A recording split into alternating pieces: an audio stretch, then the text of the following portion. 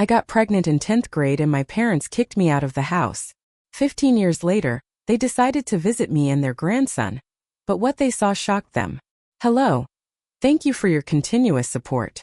This means a lot to us. If you enjoy the stories we share, kindly subscribe to this channel.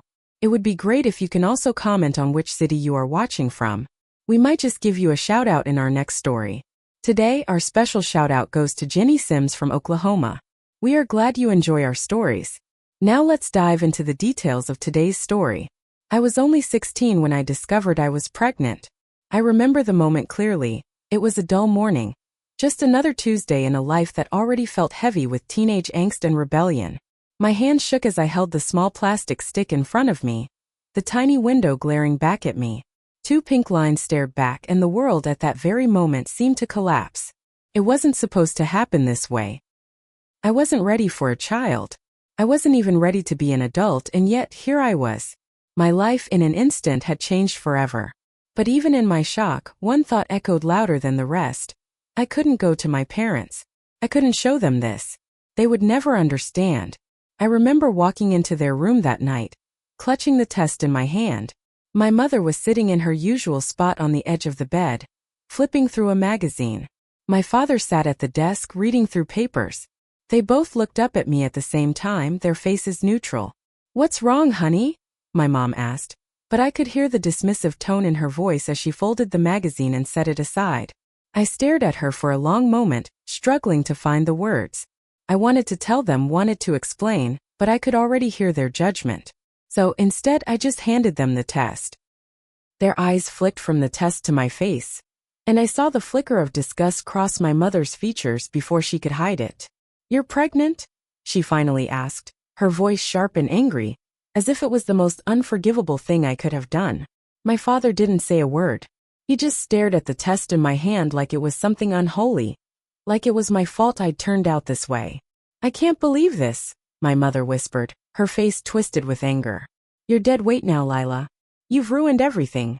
Those words stung more than anything I could have imagined. Dead weight. I had always been the disappointment to them. But this felt different, final. They couldn't even look at me with the same affection anymore. I knew in that moment that I was alone. Their words ripped through me. But I also felt something deep inside. Something burning with defiance. I couldn't stay there anymore. I wouldn't stay in this house where they clearly saw me as a burden, as something to be discarded. I gathered my things that night, packing everything I could fit into a suitcase. My heart ached for the life I had just lost, my family, my home.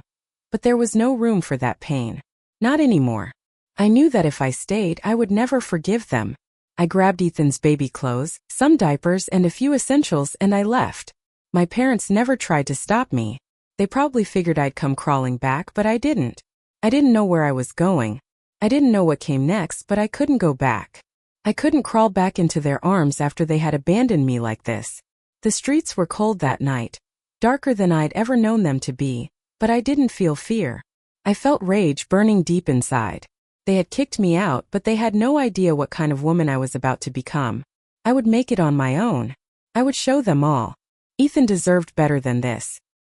He deserved a mother who would do whatever it took to give him a chance. And that's exactly what I was going to do. The city was a strange place for me.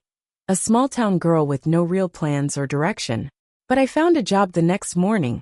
A waitress at a small diner. It wasn't glamorous.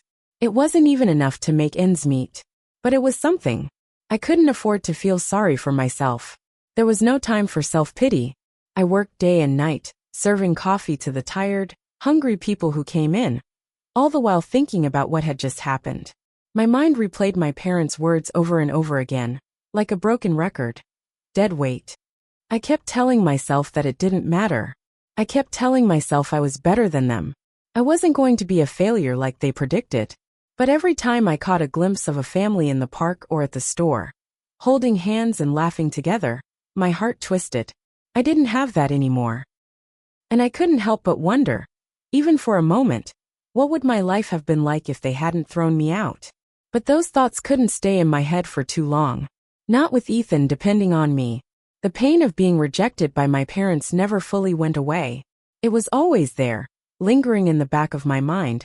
especially as I watched other girls walk around with their families, getting everything I had always wanted. But I never let it show. I couldn't. I had to be strong, not just for me but for Ethan. The anger was still there, buried deep inside me. It wasn't just about surviving anymore.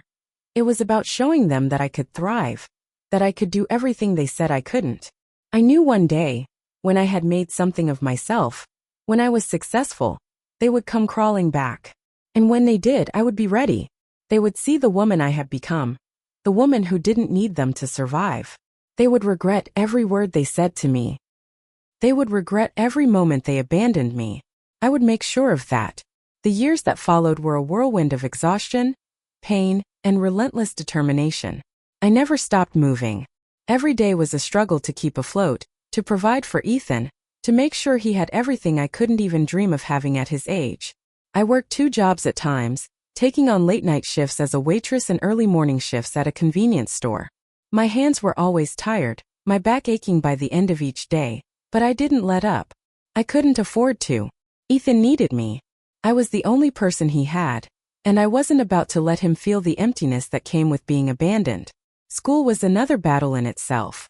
I finished high school on my own, balancing textbooks with bottles, trying to juggle my studies and my son.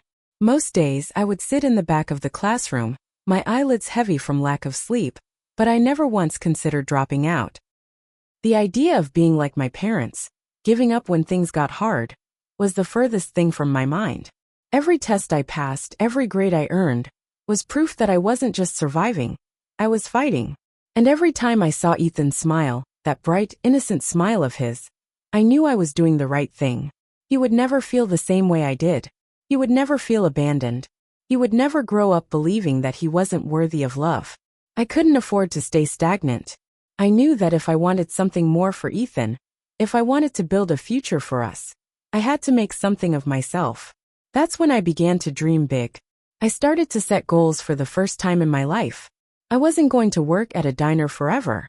I wasn't going to let myself get trapped in the cycle of minimum wage jobs, struggling to pay rent and barely making it. I wanted more. I wanted to create something for Ethan, something real. I had no formal business education, but I had the one thing that mattered more than anything: the will to succeed. I wanted to open a store. A clothing boutique. It wasn't much, but it was mine. And that was enough. Starting that boutique wasn't easy. I had to borrow money, scrape together every cent I could. I remember the first day I opened the doors, the floor barely scrubbed, the shelves filled with just a handful of inventory. It wasn't much, but it was a start. It was the beginning of something that I could be proud of. But the first few months were tough. There were days when I didn't know if I could make it. I would sit in the back room of the store, counting every penny, praying that I'd have enough to pay the rent that month. Felt like the world was against me. But I didn't quit. I kept pushing. I stayed late. I learned everything I could about the fashion industry. And I networked with other small business owners. Slowly, steadily, things started to improve. Customers came in, some returning for more. Word of mouth spread. I started offering better promotions, making sure to provide a personalized shopping experience for everyone who walked through my door. I gave everything I had, and it paid off. Over time, my boutique became something that I could be proud of. It wasn't just a store anymore. It was a testament to everything I had been through. By the time Ethan was 10, we had our own little home, modest but cozy. It was a world away from the chaos I'd grown up in. And the thought that my parents, who had abandoned me, who had tossed me aside without a second thought, had no idea what I was building made it all the sweeter. Every time I paid the bills, every time I checked my bank account and saw the steady rise in sales, I knew I had made it. I wasn't dependent on anyone. Not on them, not on anyone else. I had done this. And I would continue to build. As my business grew, so did my confidence. I went from that scared, angry teenage girl who had been cast aside to a woman who stood tall, who knew her worth. Every success I achieved was a direct middle finger to the people who had thought I was nothing more than a mistake. I built a life for Ethan, one that was filled with love, security, and a sense of pride. He had everything I never did growing up. The opportunity to be whoever he wanted to be, without the weight of neglect hanging over him. And I made sure to tell him every day that he was special, that he deserved all the good things in life. But as my business grew, so did the rumors about my parents. I had heard whispers from old acquaintances about their financial troubles, their failed ventures, and the way they'd been forced to sell everything just to stay afloat. It wasn't surprising. They were never good with money, never good at seeing the long-term picture. But it wasn't my problem anymore. If they were struggling, it was their own fault. They had made their choices, just as I had made mine.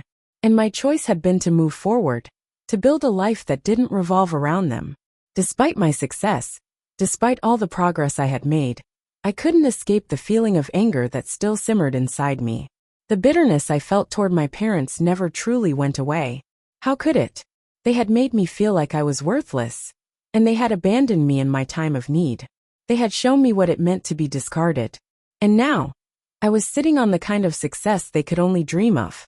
They had no idea what I had built, and that I realized was part of my revenge. They hadn't just lost me. They had lost everything I could have given them. The more I thought about it, the more I realized how deeply I resented them. They had cast me out, but now, they were the ones on the edge of ruin.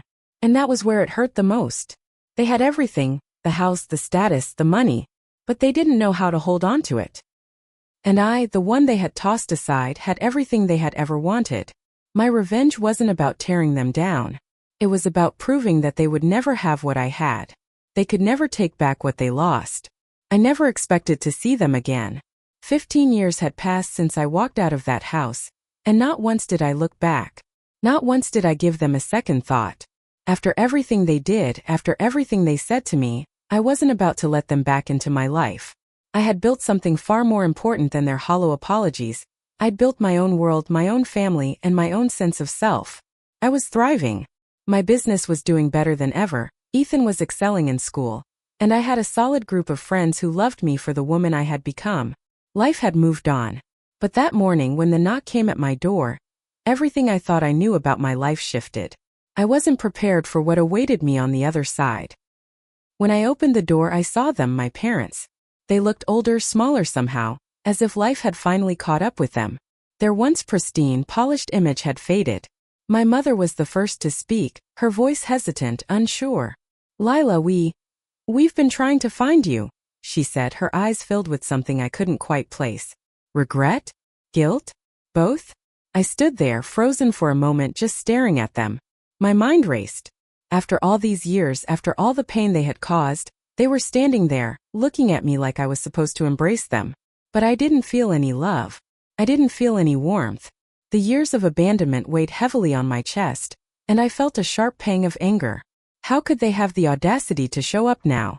They had rejected me when I needed them the most. They had discarded me like I was nothing.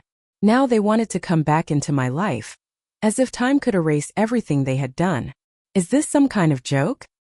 I asked, my voice low, controlled. After everything you put me through, now you want to come back? You've spent all these years living your lives, and now you want me to just forget how you treated me. The words left my mouth before I could stop them, but I didn't care. They needed to hear it. My father stepped forward, his face tired, his once strong posture now bent with age and regret. "Lila, we know we've made mistakes. We were wrong, and we've spent years thinking about how we treated you. But we've lost everything. We need your help. We have nowhere else to turn." I wanted to laugh. I wanted to yell at them, to tell them exactly how they had ruined my life. But I didn't. Instead, I stood there, silently taking in what they were saying. They had lost everything? Wasn't that poetic justice? They had driven me away, and now they were begging for my help. They had torn my world apart, and now they were looking to me, the daughter they had abandoned, to put the pieces back together. It wasn't enough. It would never be enough. I didn't say anything for a long time, letting the silence stretch between us. The weight of the years, of all the resentment and pain, hung in the air, thick and suffocating. Finally I spoke, my voice cool but firm. "What do you want from me?" I asked, crossing my arms over my chest. "We've lost everything," my mother said again, her voice quivering, her eyes pleading. "We made bad investments. We trusted the wrong people. And now we have nothing. Lila, we need your help. We don't know where to turn. Please, we're sorry for everything. We were wrong." Their words should have meant something. After all these years, after everything they had done, I should have felt something, maybe pity, maybe sympathy. But instead I just felt empty. This wasn't about healing old wounds for me. This wasn't about forgiveness. No, this was about power. They had no idea what they were walking into. They thought they could come back and use their regrets to get what they wanted. They thought I would help them because I was the daughter, the one they had abandoned, the one who owed them something. But they were wrong. Come inside, I said, stepping aside to let them into my home. I could feel their eyes on me, like they were searching for the same daughter they had thrown out all those years ago. But that wasn't who I was anymore. I was a woman who had survived without them, who had thrived without them, and I would make sure they knew that. They followed me inside, and I watched them cautiously, noticing how small they seemed now, how frail. They no longer had the power over me that they once did. I had built something stronger than their control, stronger than their rejection. As we sat down at the table, I listened to them speak. They told me about their financial ruin, the failed business deals, the people who had taken advantage of them. But none of it moved me. Their lives had fallen apart because of their own choices.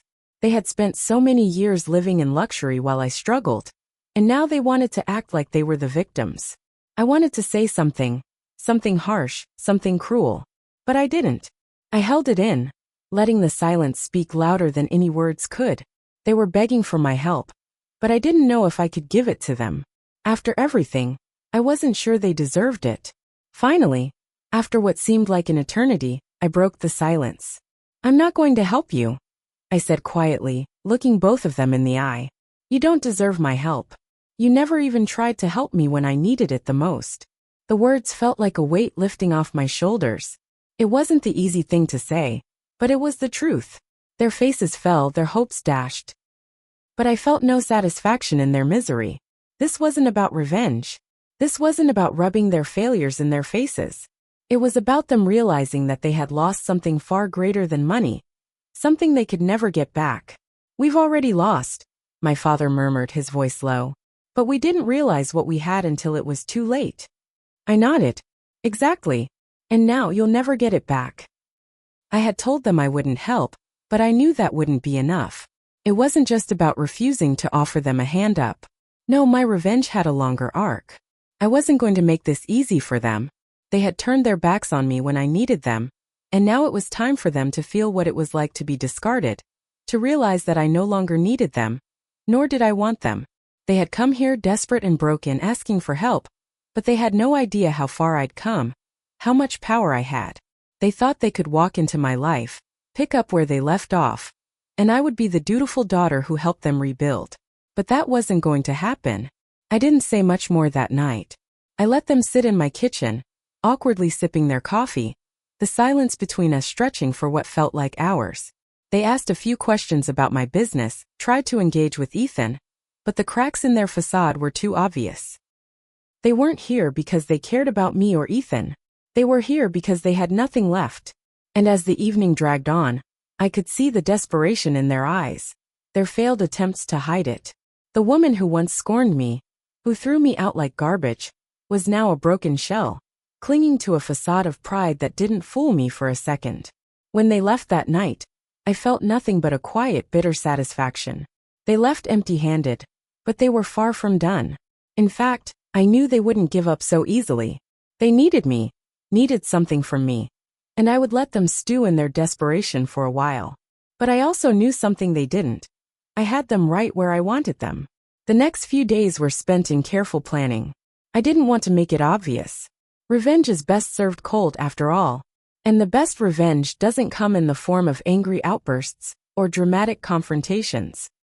It's in the subtlety, in the way you manipulate the strings just enough to make the puppet dance. So, I made my move quietly. I contacted some of the business associates I'd known for years, the ones my parents used to know before they lost everything. I told them the truth about what had happened to my parents' business. I didn't tell them to cut ties with my parents outright. I didn't need to. All I had to do was let the truth speak for itself. And when it did, the world my parents had once built around them began to crumble. Word spread quickly about their financial failures, about how they had taken on risky investments, how they had been reckless in their dealings, and how they had burned bridges in the process. It wasn't long before the calls stopped coming. Their business connections began to fall apart, one by one. No one wanted to touch them. The people they had relied on for so long now looked the other way. I watched it unfold from the comfort of my own office. The emails, the phone calls, the panic in their voices, it was all music to my ears. They had thought they could rely on me for help, but instead I had pulled the rug out from under them. I didn't need to say a word. The world was already speaking for me. The shame that had once been mine was now theirs. They had rejected me, abandoned me without a second thought, and now they were the ones scrambling to save themselves from ruin. But I didn't stop there. No, I had more to do. I made sure that my parents knew exactly who was responsible for their downfall. I didn't just quietly sit back and watch their world collapse. I made sure to send them reminders. When they called asking for help, I didn't respond with silence. I responded with calculated indifference. I reminded them in as many ways as I could of the choice they had made when they kicked me out of their lives. You made me a survivor, Mom. You made me stronger than you could ever imagine. I told her once over the phone, the words cold and steady. But you didn't just lose me. You lost everything that made you feel important. You'll never get it back. I could hear her broken silence on the other end of the line. I could almost see her face, the realization dawning on her. The weight of what she had lost sinking in. The money, the connections, the status. All of it had been built on a shaky foundation. A foundation that crumbled the moment they turned their backs on me. Ethan, now 15, had watched the entire thing unfold from a distance. I never spoke to him about what was happening, but I could see the understanding in his eyes. He had been raised by a woman who knew the value of hard work, the cost of perseverance. I had made sure he knew how to stand tall, how to fight when life knocked him down. And in watching me take control of this situation, he was learning lessons no one could teach him in school. He was learning the kind of strength that couldn't be broken. As the weeks passed, I saw my parents' grip on their former life slip away. Their once impressive house was sold, a victim of their bad investments. Their cars, their luxury items, everything they had tried to hold on to, was slowly stripped from them. Their pride, their status, their comfort gone. And I couldn't help but feel a strange satisfaction in knowing they were finally seeing the consequences of their actions. They had treated me like dirt, but now they were learning what it felt like to be trampled underfoot. I didn't gloat. I didn't rub it in their faces. I didn't need to. The universe was already doing that for me. Every time they lost something, every time they came up short, I knew it was because they had chosen to throw me away. Now they would never get the chance to rebuild the life they had once had. That life was mine now. It didn't take long for my parents to realize they had made a fatal mistake. The whispers of their financial ruin had spread throughout their old network, and soon, every business associate they once relied on had turned their backs. But it wasn't just their reputation that was falling apart. Their very lives were being stripped down piece by piece, and there was nothing they could do to stop it. No matter how much they tried to pull strings, no matter how much they begged or pleaded, it was clear they were no longer welcome in the world they had once controlled. They were irrelevant. And I had made sure of that. I didn't watch their fall from the sidelines with glee. I had no need to take pleasure in their suffering. The satisfaction came from knowing that they could no longer manipulate anyone, not even me. It was a quiet satisfaction, but it was enough. They were no longer in control. And that was the ultimate revenge. Stripping them of everything they held dear and showing them how powerless they had become. Weeks turned into months. My parents had reached out again, calling me constantly, asking for help, pleading for a chance to rebuild. But I didn't take their calls. I didn't even look at the messages. They had made their choices, and I was not about to offer them the same forgiveness they had denied me. Every day, they were left in the wreckage of their own making. And every day, I grew stronger, more confident in my own power, more certain that I was not the one who needed saving. Then one afternoon my father showed up at my doorstep again.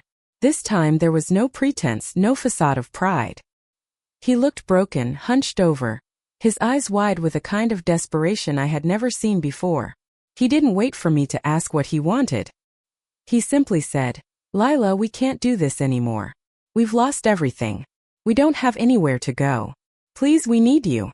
I stood in the doorway, my arms crossed, the cool air swirling around us. I knew this moment was coming.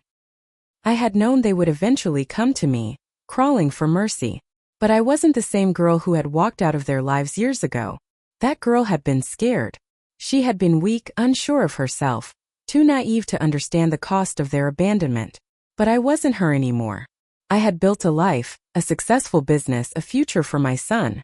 They had nothing now, and I was the one in control. "You need me," I said, my voice calm and deliberate. "You want my help? After everything you did to me, after everything you said? You kicked me out. You abandoned me. You told me I was dead weight. And now, you come to me because you need something." My words cut through the air like a blade, sharp and unforgiving. He looked at me, his face pale, his eyes filled with regret, but it was too late. They had played their hand, and I had already made my move. "I don't know what you want me to say, Lila," he murmured, the exhaustion in his voice unmistakable. "We're sorry. I know we can never make it right. But please just help us. We've lost everything." I shook my head slowly, my chest tight with the realization that there was nothing left to say. No, Dad. You made your bed. You chose this path when you tossed me aside. Now you'll lie in it. I'm not going to help you. Not now. Not ever. He opened his mouth to protest, but the words never came. There was nothing left for him to say. There was no defense, no justification that could undo the years of neglect and cruelty. The silence between us was deafening, but it was also final. The years of anger, of bitterness, of resentment, all culminated in this moment. It wasn't about forgiveness. It wasn't about moving on. It was about letting them feel what it was like to be discarded, just as they had discarded me. I watched as my father turned away, defeated. He walked down the steps of my porch, his shoulders slumped under the weight of his failures. I stood there, unmoving, watching him go. He didn't look back. I didn't expect him to. But as I turned to go inside, my mother's voice echoed in my mind. She had tried to mask her regret, but it had been clear from the beginning that she was ashamed of what they had done. That they had lost me, and now they had lost everything else. But no matter how much she regretted it, it didn't matter. They had made their choices, and now it was my turn to make mine. That night I sat alone in my living room, Ethan off to bed, and I reflected on everything I had built. It wasn't just about the store or the house or the money. It was about everything they had taken from me. It was about the years I had spent trying to prove to myself that I was more than what they had said. That I could rise from the ashes of their rejection. And now I had done it. I had shown them that I didn't need them. And they had shown me, in the most painful way possible, that they didn't need me either. But it was the power I now held that made all the difference. I had the control, not them. My life had unfolded in a way that they could never have predicted.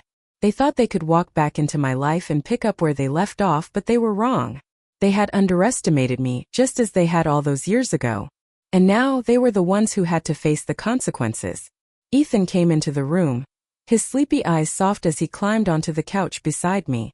He didn't ask about my conversation with his grandparents. He didn't need to. He understood. And I knew then that all the pain, all the heartache had been worth it. He would never have to know what it felt like to be rejected by the people who were supposed to love him.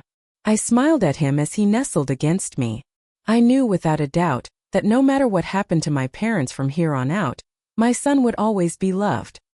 He would never feel the weight of abandonment on his shoulders. I had made sure of that. Months had passed since my parents' desperate plea for help, and by now their fall from grace had been complete. They were no longer the powerhouses they once were, not even close. Their phones rang constantly with calls from debt collectors, their inboxes filled with notifications from businesses and banks demanding payment. Their world, which had once seemed unshakable, had crumbled under the weight of their own recklessness. They tried to put on a brave face, but I could see the toll it was taking on them. My mother's once perfect hair had started to thin, her smile never quite reaching her eyes. My father's broad shoulders now drooped, the weight of shame hanging heavily on him. But none of it moved me. Not one bit. I had been patient. I had been strategic. I wanted them to feel the full impact of their choices, to understand that their mistakes were not something they could simply apologize for and erase. They had abandoned me when I was most vulnerable, casting me aside like I was nothing, and now I was making them pay for that abandonment. They were learning the hardest lesson of all, that actions have consequences. And they were the ones left to face those consequences. As the weeks wore on, I watched from a distance, waiting for the perfect moment. They had lost their house, their cars, and their savings. Every step they took toward rebuilding only led to another dead end. But it wasn't enough. They had to learn the full extent of their failure. And they would. One afternoon, I got a call from my father. His voice was trembling, unlike anything I'd ever heard from him before. "Lila," he said, we need to talk." He sounded defeated, his usual confidence replaced by a quiet desperation. I had been waiting for this moment. It was finally time. "Come over," I said, my voice cool but not unkind. "I'll be here." I knew what was coming. They had tried everything else. They had begged their old friends, their former business partners, but no one would help them. They had nothing left. And now they were turning to me. The daughter they had thrown away, the one they had rejected, the one they had written off. They arrived at my house late in the afternoon, their faces drawn with exhaustion. My father, normally so imposing, now looked small, almost fragile. My mother's eyes were red. The makeup she used to wear perfectly applied now smudged from tears. They looked every bit the people they had become. Broken, ashamed, defeated. They sat down across from me at the kitchen table, their eyes pleading for something, anything, that might offer them a way out. But there was nothing. They had burned every bridge. They had used every favor. And now, they had no one left to turn to. I didn't speak at first. I let them sit there, the silence between us thick with tension. It wasn't a silence of discomfort. It was the silence of justice. They had finally come to terms with what they had done, and now they had to live with it. Finally, my father spoke, his voice strained. "Lila, we've lost everything. Everything we worked for, everything we built, it's all gone. We made a mistake, and we know we can't undo what we did. But please help us. We're asking for your forgiveness. We're asking for a second chance." The words should have felt good to hear. The apology, the remorse, it was what I had waited for all these years. But it didn't satisfy me. It didn't make up for the years of pain, the years I had spent struggling alone.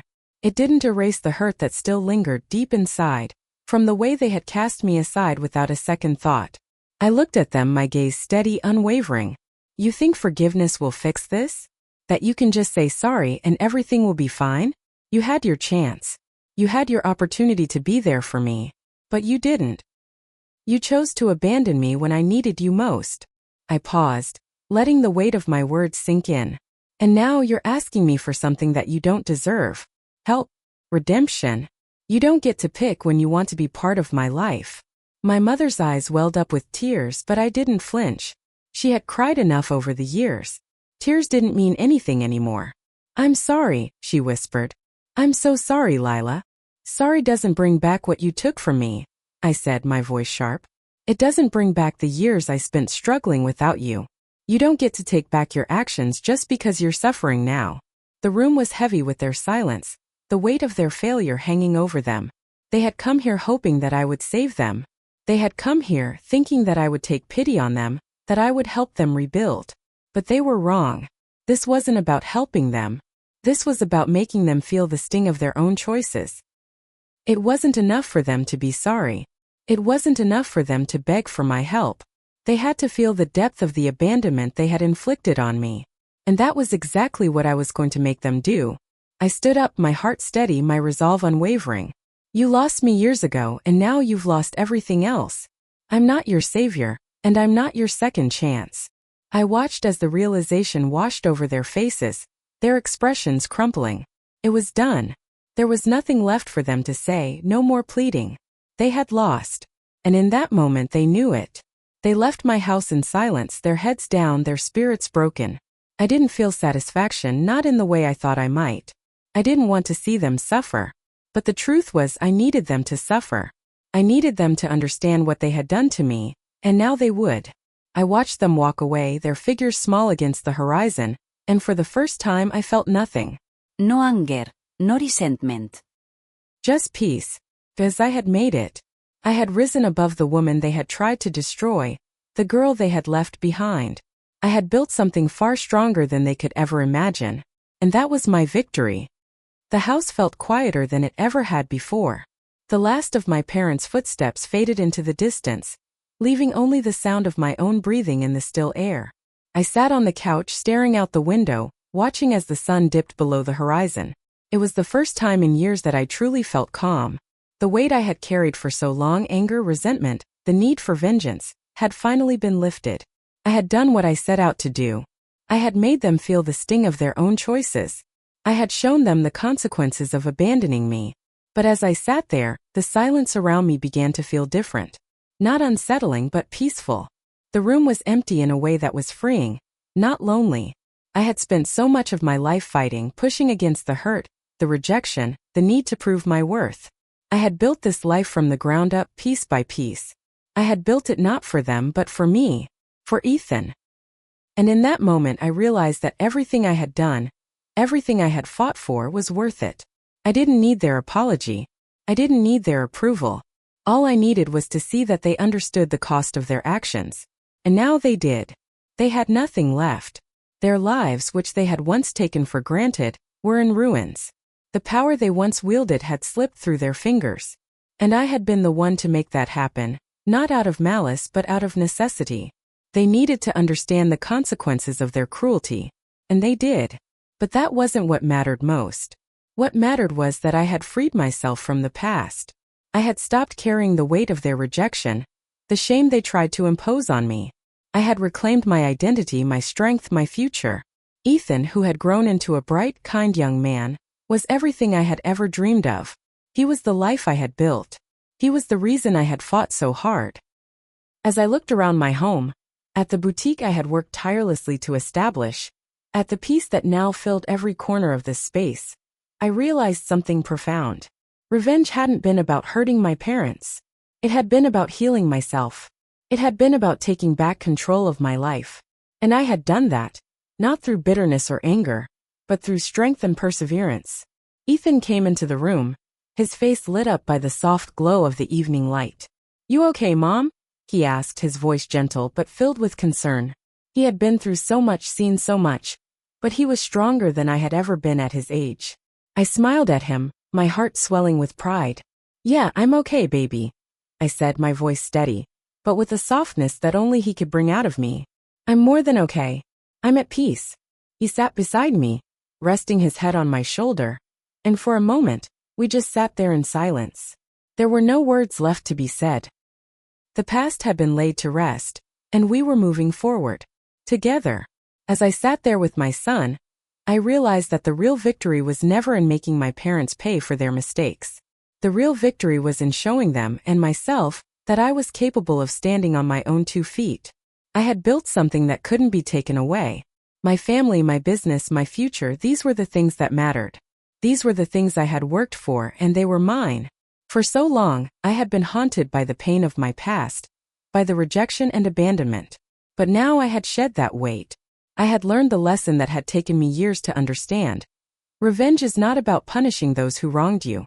It's about finding peace within yourself, about taking back control of your life, and letting go of the things that no longer serve you.